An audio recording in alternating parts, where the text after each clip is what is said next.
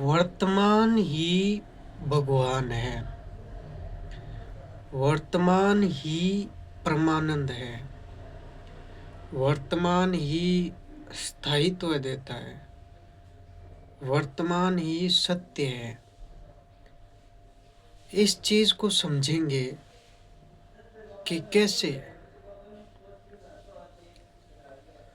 मैं कहता हूं कि वास्तविकता वर्तमान है और वास्तविकता ही आपको स्थायित्व देगी।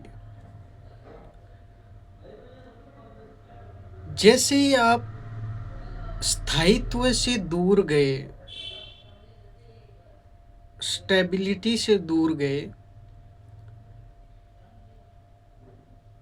तो आपकी एनर्जी, आपकी भावनाएं,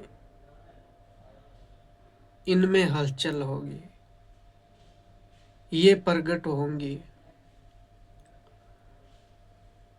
अगर मैं इसको ऐसे कहूं कि बाहरी जीवन जीना, बाहर की तरफ जीवन जीना, जीवन की बाहरी धारा इनस्टेबिलिटी को जन्म देती है और इनर लाइफ, अंदर की तरफ जीना, अंदर की धारा आपको स्टेबिलिटी देती है। इसका मतलब हुआ कि बाहर जो नेचर आपको दिखाई देती है, प्रकृति पुस्तक की तरह है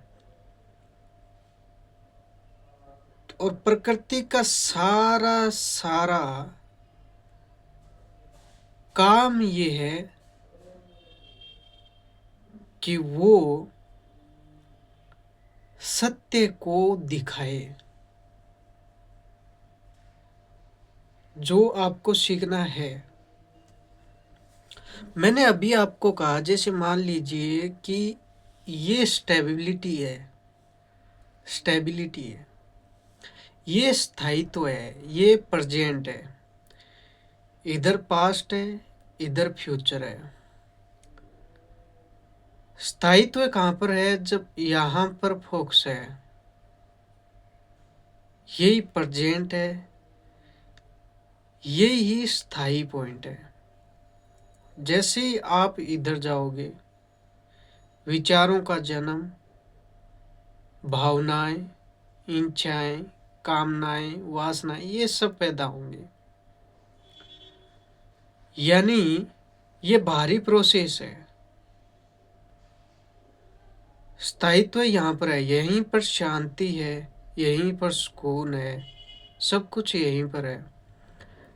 जैसे ये फ्यूचर है, आप इधर की तरफ जाओगे तो हलचल होगी, इधर जाओगे तो हलचल होगी।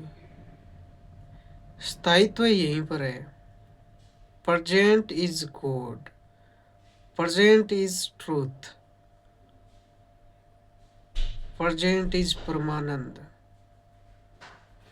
यानी वर्तमान ही सब कुछ है, वर्तमान ही वास्तविकता है, वास्तविकता ही स्थायित्व देती है और ये वर्तमान ही भगवान है।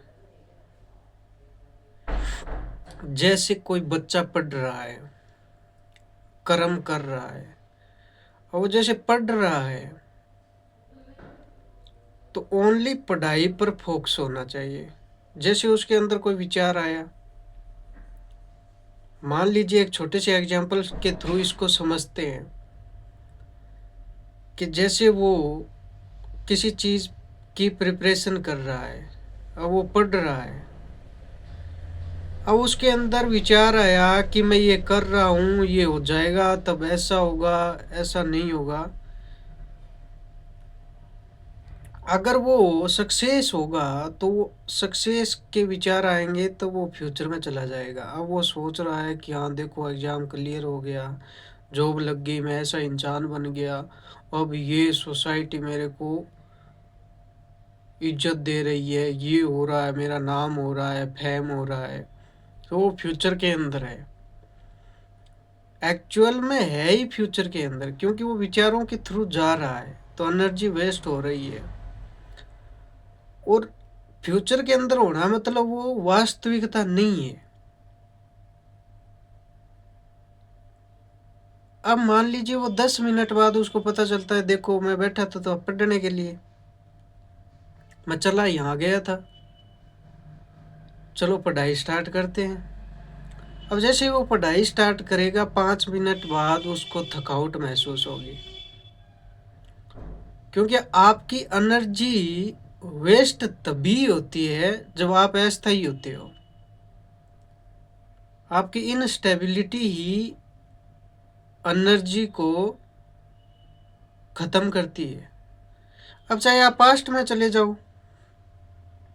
पास्ट के कोई विचारों के अंदर हो, वहाँ पर इमेजिनेशंस चल रही हैं तो एनर्जी वेस्ट हो रही है। जबकि वास्तविकता क्या है, यही है। अब आप यहाँ से यहाँ जा रहे हैं तो आपके विचार आपको लेके जा रहे हैं, आपकी वासनाएं, आपकी इच्छाएं, आपकी की उम्मीदें कि ये होना चाहिए, ये यहाँ पर ऐसा होना था, यहाँ पर ऐसा होना चाहिए। तो ये अस्थायित्व है, ये वास्तविकता नहीं है। वास्तविकता कहाँ पर है? यहाँ पर है। और यहाँ पर अगर रहोगे, जैसे मानो आप कि विचार नहीं है, विचार नहीं होंगे, इस अवस्था में विचार नहीं होंगे, क्योंकि ये दृष्टा भाव की है, यहाँ पर कर्ता खत्म होगा। अगर आप यहाँ पर जाके आते हो, यहाँ पर जाके जाते हो, तो इसका मतलब आप कर्ता बनकर जाते हो। यहाँ पर रहोगे तो एक माध्यम रहोगे, और वास्तविकता क्या है कि तुम मालिक हो तो मालिक ही रहोगे, एनर्जी वेस्ट नहीं होगी। यहाँ पर काम करना पड़ेगा। यहाँ पर काम जैसे विचार आपके हैं नहीं, और इसके लिए मेडिटेशन बना हुआ है कि आपको ये चीज़ जाननी है। देखो इतनी आसानी से नहीं जान पाओगे, क्योंकि जब तक ये बार बार रिपीटेशन नहीं होगी चीज़ों को, ये आसान नहीं है यहाँ पर रहना। जब तक आप चीज़ों को अच्छे से नहीं समझ पाओगे तब तक ये चीज़ें नहीं आएगी। समझो मेरी बात को। यानी स्थायित्व वास्तविकता से आएगा, और वास्तविकता क्या है? वर्तमान ही वास्तविकता है।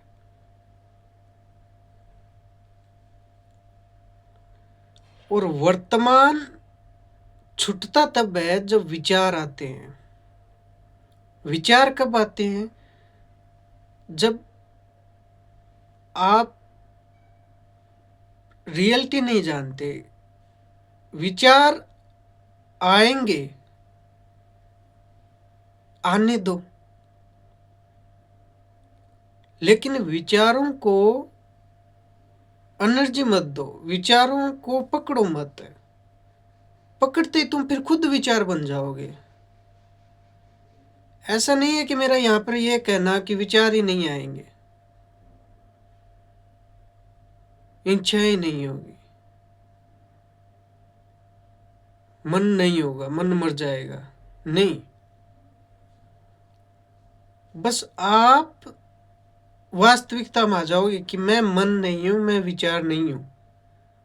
बस ये सब एक पर्दे पर फिल्म की तरह चलते रहेंगे। और एक्चुअल में अगर कोई चीज विचार आता है, जब तक आप उसको पकड़ते नहीं हो ना, अपना नहीं मानते हो, तब तक वो आपको प्रभावित नहीं कर सकता। इस चीज को गहराई से जानना होगा कि तुम विचार नहीं हो। मेरे कहने से और आपके ये सुनने से अगर ऐसा होता तो वो होता भी है, लेकिन बहुत रेयर चांस है कि कोई इस बात को सुनने से ही महसूस कर ले, फील कर ले, समझ ले। इसको जानना होगा। जानने के लिए खुद को मिटाना होगा। जो धारणाएं पकड़ रखी है उनको छोड़नी होगी। आज तक जिस प्रोसेस से जी रहे थे वो प्रोसेस टूटेगी, खुद टूटोगे, क्योंकि जो जो बांध रखे हो गलत है, वो छूटेगा। अब एक्चुअली ये है कि जैसे ही आप प्रेजेंट से, वास्तविकता से, स्थायित्व से हटते हो, तभी द्वैत, अद्वैत नहीं, द्वैत पैदा होता है। ड्यूअल प्रोसेस तभी पैदा होती है। ड्यूअल प्रोसेस पैदा होने का मतलब ही यही है कि आप या तो आप अपने आप को मन समझ रहे हो, या अपने आप को शरीर समझ रहे हो। आप प्रेजेंट में नहीं हो, या तो आप पास्ट में हो, या फिर आप फ्यूचर में हो, जो कि है नहीं।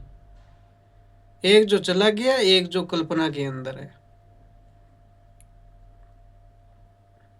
जो है ही नहीं ना। अब कहाँ पर है? अब तो है जो है। और जो नहीं है उसकी बात करना ही, मतलब मन का काम ही यही है कि जो नहीं है उसको लाना, पकड़ना, वहां पर जाना, यही मन है।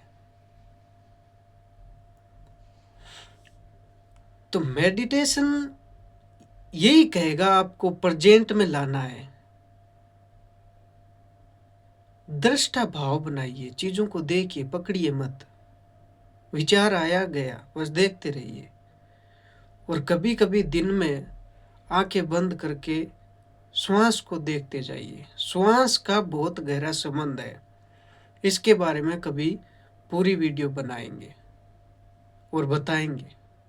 धन्यवाद।